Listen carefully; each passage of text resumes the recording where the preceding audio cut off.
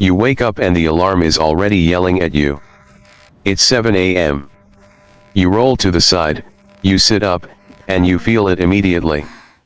That heavy, distended belly. Your waistband feels tighter than it should. Your face looks a little puffy in the mirror. And the weird part is, you haven't even eaten yet. You haven't had breakfast. You haven't had coffee. You haven't done a workout. So by every logical rule people talk about, your body should be in fat-burning mode right now. But for a lot of adults over 50, the opposite is happening. And here's the part most people were never told. In the next 45 minutes, you're going to make a decision, without even realizing you made it. A decision that determines whether your body spends the day in burn mode or store mode. And if you've been dealing with stubborn belly fat for years, especially that deep belly fat that feels firm and hard, this is the moment that's been holding you back. Because you can eat perfectly at lunch. You can do a visceral fat diet with lean protein and vegetables. You can drink water. You can even do a visceral fat workout later in the day. And your body can still refuse to lose visceral fat. Because of what happened between 7 o'clock and 8 a.m. This isn't about willpower. This isn't about being disciplined enough. And it's not even about doing more exercise. It's about signals. It's about hormones. And one hormone in particular that controls whether your body feels safe enough to let fat go. Cortisol. You've probably heard cortisol called the stress hormone. But cortisol isn't evil. Cortisol is information. Cortisol is your body's way of asking one simple question every morning. Are we safe today, or do we need to protect energy? And when cortisol stays high at the wrong times, your body stops burning and starts storing. That's why so many people over 50 feel like they're doing everything right, and still can't get rid of belly fat. Now, quick clarification, because this matters. Not all belly fat is the same. Some fat sits closer to the surface, right under the skin. That's called subcutaneous fat. Think of it like soft padding. It's not always what you want, but it's relatively calm. Visceral fat is different. Visceral belly fat is deeper. It wraps around your organs. It's the fat around organs that behaves like active tissue. It's more reactive, more sensitive. And yes, it's the kind people call dangerous belly fat, because it's linked to things like insulin resistance, inflammation, and poor metabolic health over time. Now here's a simple at-home check you can do, and I want to be very clear, this is not a medical diagnosis. It's just a rough sign. If your belly fat feels soft and you can pinch it easily, that's often more subcutaneous. If your abdominal fat feels firmer, rounder, and deeper, almost like there's pressure underneath, that can be a sign you're carrying more inner belly fat. And for visceral fat men and visceral fat women, that firm tight belly feeling is common, especially visceral fat over 40 and visceral fat over 50. It's also why your waist size can creep up even if the scale barely changes. Now let's talk about why this happens. Your body has a fat storage switch. One way to think about it is an enzyme called lipoprotein lipase, or LPL. Don't get lost in the name. Just think of LPL like a lock. When that lock turns on, your body gets very good at taking energy from your bloodstream and storing it, especially in the belly. And visceral belly fat is extremely sensitive to stress signals. Meaning when cortisol is high, visceral fat responds faster. It holds on tighter. That's the real problem behind stress belly and cortisol belly. So the goal is not to fight your body. The goal is to send the right signals early enough that your body doesn't feel the need to store. Because when your body feels safe, it becomes willing to burn visceral fat. And that's what today is. A simple morning routine. Not a punishment. Not a boot camp. A sequence. Because the order matters. You're not forcing fat loss. You're changing the signal. Now before we get into the routine, I want you to hear this clearly. If you've tried to reduce visceral fat before and you felt like nothing worked, it doesn't mean your body is broken. It means your body is protecting you. It's just been given the wrong instructions at the wrong time of day. So let's fix the instructions. The first step happens before you do anything intense. And that's the point. Most people think the answer is to wake up and go hard. Jump into a workout. Do burpees. Do sprints. Try to shock the fat off. But for adults over 50, especially if you already feel stressed, tired, inflamed, or your sleep isn't great, that approach can backfire. Because high intensity can act like a danger signal. And when your body senses danger, it stores. So here's step 1. You stand up. No rushing. No phone. And you do Bodhidharma's arm waving exercise for 18 minutes. It looks almost too simple. You gently swing your arms. Rhythmically. Steady. Relaxed. And you breathe. The goal is not to burn calories. The goal is to tell your nervous system, I'm awake, and I'm in control. That matters more than people realize. Because calm movement first thing in the morning shifts your body out of that stiff, guarded, stress state. Your circulation starts moving. Your breathing gets smoother. Your joints warm up. Your brain gets a signal that says, we're not in an emergency. And when your body gets that signal, cortisol starts behaving. Here's the common mistake people make. They wake up, and the first thing they do is jolt themselves. They jump out of bed. They rush to the bathroom. They check the phone. They start thinking about problems. And their nervous system spikes before they even stand up straight. That's the fastest way to lock in stress belly for the day. So instead, you do the arm waving. 18 minutes. And if you can't do 18 minutes on day 1, do 5. Then 8. Then 12. This is about consistency, not perfection. And here's the punchline you need to remember. You're not forcing fat loss. You're changing the signal. Now step 2 is where most people sabotage themselves without knowing it.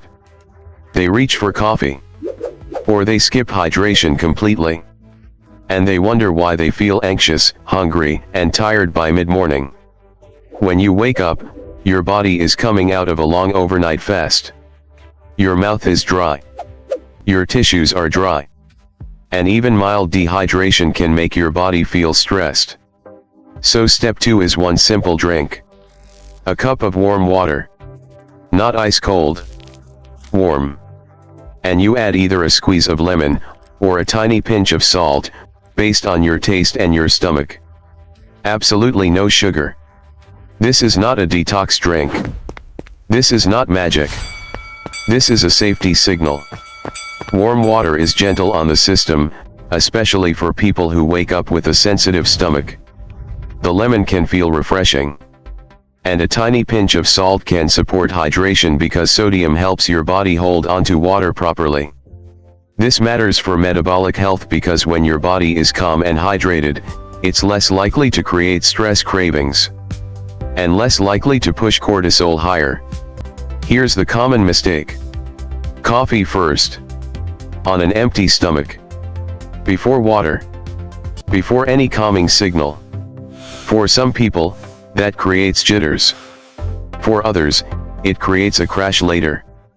And for a lot of adults, it increases that cortisol belly pattern where the body stays tense and hungry. So take the warm water first. If you're on blood pressure medication or you've been told to limit sodium, keep the salt extremely small or skip it and use lemon only. If you have reflux, lemon may not feel good, so you can do plain warm water. Simple. Gentle. Consistent. And here's the punchline again. You're not forcing fat loss. You're changing the signal. Now step 3 is the most underrated step in the entire routine. And it's so simple, people almost don't want to hear it. You allow your body to have a morning bowel movement. You go to the bathroom. And you let your belly get light before food and before coffee. This is not glamorous. But it's powerful. Because a lot of people wake up feeling bloated, tight, and heavy, and they assume it's fat. Sometimes it's not. Sometimes it's just back up. And when you clear that out early, two things happen. First, you feel immediate relief in your abdomen. That distended belly sensation drops. Second, your nervous system relaxes. Because your gut and your brain are directly connected. When your digestion is stuck, your body stays tense. When your digestion moves, your body breathes. That's why so many visceral fat symptoms overlap with stress symptoms. The belly feels tight. The appetite feels unpredictable. Energy feels unstable. And your waist size feels like it changes for no reason. Now here's the common mistake. People rush. They don't give themselves time. They sit down for 30 seconds, nothing happens, and they give up. Or they go straight to coffee, which can feel like it forces things along, but it can also irritate the system for some people. So instead, do this. After your arm waving and warm water, give your body a calm moment. No pressure. No forcing. If it happens, great. If it doesn't, that's okay. Your body will get more regular as your routine becomes consistent. And one more gentle note here. If you have chronic constipation, severe pain, blood in stool, or sudden changes in bowel habits, that's a medical conversation. Don't ignore that. But for the average person, this step is about rhythm. And rhythm is everything when you're trying to reduce visceral fat. Because your body burns fat best when it's regulated.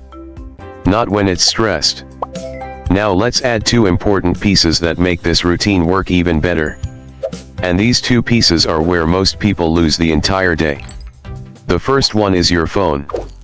If you do nothing else, please hear this.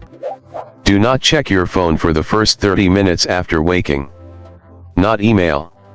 Not news. Not social media. Not even just a quick look. Because your brain is in a vulnerable state in the morning. And the moment you open your phone, you're inviting the outside world to set your stress level. One message. One headline. One comparison. And your body goes into reaction mode. Your nervous system tightens. Your breathing gets shallow. Your cortisol rises. And your body quietly decides, store energy. That's how stubborn belly fat stays stubborn. So protect the first 30 minutes. Not because you need to be a monk. Because you need your biology on your side. Protected attention creates a calm baseline. And a calm baseline supports visceral fat loss. Now the second piece is caffeine timing. I'm not here to take away your coffee. Most adults love their morning coffee. I get it. But if you want to burn visceral fat, timing matters. A good guideline for many people is to delay caffeine 60 to 90 minutes after waking. Why? Because your body already has its own natural wake-up chemistry. And if you stack caffeine on top of that immediately, some people feel wired, anxious, or hungry later. And that can lead to more snacking, more cravings, and more storage. So here's what I recommend. Do your arm waving first. Do your warm water. Let your belly get light. Let your nervous system settle. Then have your coffee. And if you notice you crash in the afternoon, or you get shaky, or you feel more cravings after coffee, try delaying it. Even by 30 minutes at first. That one adjustment can change your whole day. If you're sensitive to caffeine, have heart rhythm issues, anxiety, or you're on certain medications, keep your caffeine moderate and talk to your doctor if you're unsure. Now let's address one myth that keeps people stuck. Extreme fasting. Very low calories. Skipping breakfast and trying to starve the belly fat away. Listen, fasting can be a tool. For some people, it works well. But it's not the whole solution. And if fasting turns into stress, it can backfire. Because your body doesn't burn fat well when it feels threatened. If you're white-knuckling your mornings, feeling shaky, cold, irritable, and obsessed with food, that's not fat loss. That's stress chemistry. And stress chemistry pushes cortisol up. And cortisol tells the body to store, especially in the belly. So the smarter approach is regulation first. Signals first. Then you choose the eating pattern that fits your body. Now, what about the rest of the day? Because yes, morning is the decision window. But you still want to support the results. Later in the day, your goal is not extreme restriction. Your goal is nutrient-dense meals with color and protein. Think simple. A solid protein source. Vegetables with different colors. Healthy fats in reasonable portions. That supports metabolic health and helps stabilize blood sugar, which matters for insulin resistance. And insulin resistance is one of the big reasons belly fat becomes stubborn over time. Not because you're weak. Because your body is dealing with a different internal environment. So instead of cutting everything out, add what your body needs. And if you're doing a visceral fat diet, focus on consistency, not perfection. Now movement. You don't need punishing workouts to lose visceral fat. You need the right intensity. For adults over 50, one of the simplest tools is the talk test. If you can move and still speak in full sentences, you're in a sustainable zone. That zone is often the sweet spot for fat metabolism and stress control. Walking consistently. Light strength training that respects your joints. Gentle mobility. That's how visceral fat exercises should feel. Not like punishment. Like practice.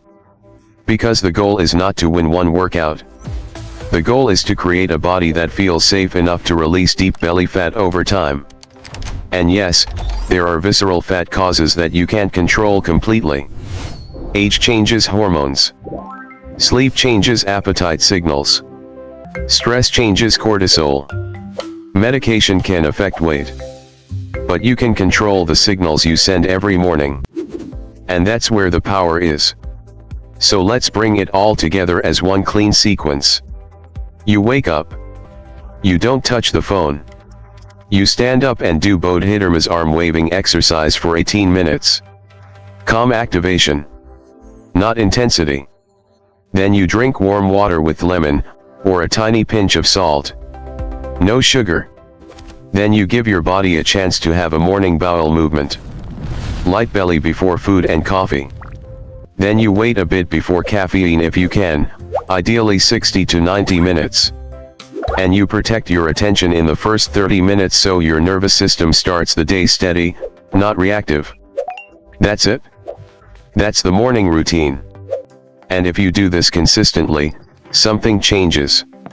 Your belly feels less tense. Your appetite becomes more predictable. Your energy doesn't swing as hard. Your cravings get quieter. And your body becomes more willing to burn visceral belly fat instead of guarding it. Because you stopped sending danger signals. And you started sending safety signals. You're not forcing fat loss. You're changing the signal. Now I want to end with something simple and true. If you've been fighting belly fat for years, you're not lazy. You're not broken. You've just been trying to solve a hormone and nervous system problem with willpower alone. And willpower is not a strategy. Signals are. Start tomorrow morning. Keep it gentle. Keep it consistent. Progress over perfection. Because consistency beats intensity, especially after 50. And your body can improve when you give it the right instructions at the right time. If this helped you, take a second to like the video and subscribe. And if you know someone who's been stuck with stubborn belly fat, deep belly fat, or that firm inner belly fat that won't budge no matter what they do, share this with them. Because the goal isn't to fight the body. It's to work with it. And once the signals change, the results finally follow.